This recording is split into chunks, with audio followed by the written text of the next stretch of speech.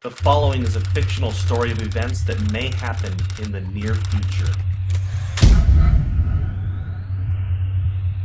8 a.m. New York Stock Exchange.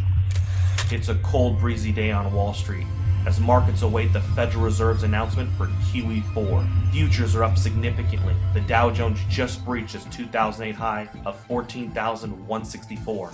Gold just hit an all-time high of 2,900. Silver just breached $100 per ounce. The dollar index is holding at 53. With official unemployment at 16.3%, there is a nervous feeling on Wall Street that if this doesn't work, the world could implode into a depression that will last for the remainder of the decade. 8:19 a.m. Beijing. Chinese officials announced that they can no longer allow Washington to devalue their holdings. After making their concerns private, China accepts that Washington will never stop paying its debts with inflated currency.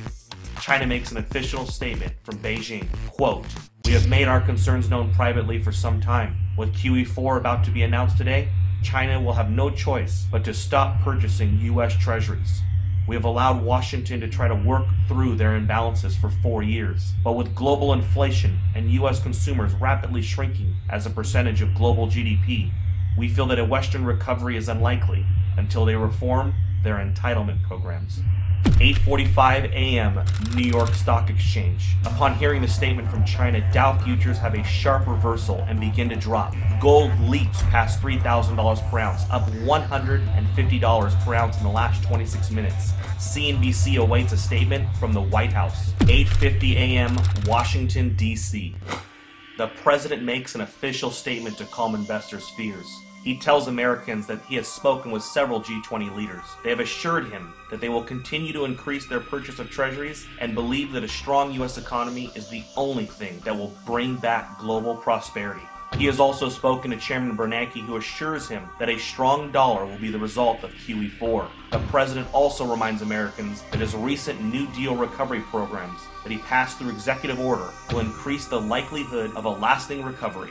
He also notes that Beijing, since 2009, has slowly been reducing their holdings, so the impact will be minimal. 9:51 a.m. New York. Dow futures fall 850 points in the first 20 minutes of trading. Markets are halted for 1 hour by the authorities. 10 a.m. Main Street, America. The news about the stock market in China has now spread.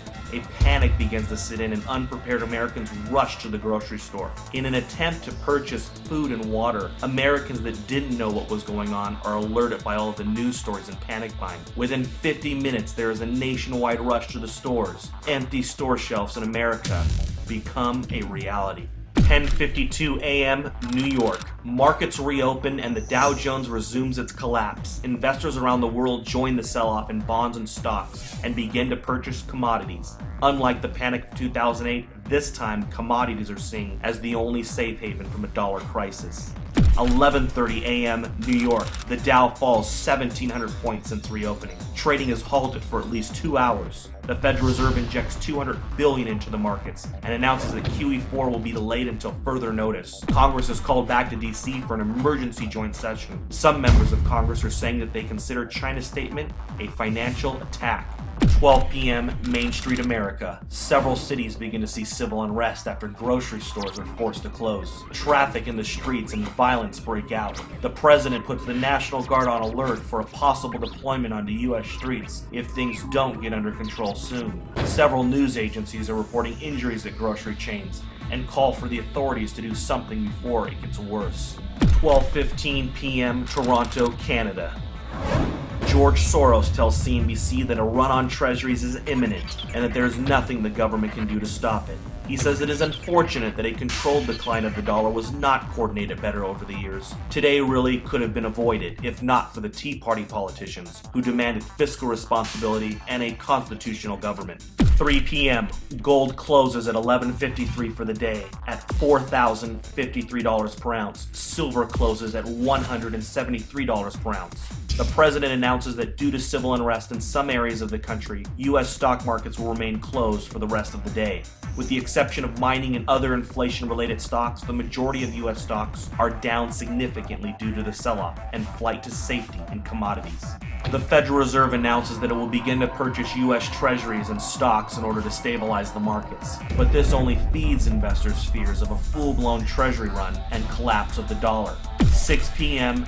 Asia. Asian markets begin a massive sell-off. Dollar collapse rumors begin to take hold of the markets. CNBC Asia looks into a possible COMEX default and complete breakdown in the U.S. economy. Gold spikes in Asia, up 1750 in the first complete hour of trading. Gold is now at 58.03. 7 p.m. Gold and silver bullion dealers across the world have suspended all sales due to no inventory. A COMEX default is now expected. Several central bank representatives propose a freeze on currency markets and a fixed devaluation of the US dollar in order to calm investors. 7:30 p.m. the United States. The sun sets on America. In the last 12 hours, the world has changed. Americans are glued to their televisions, taking a crash course on a debauched currency.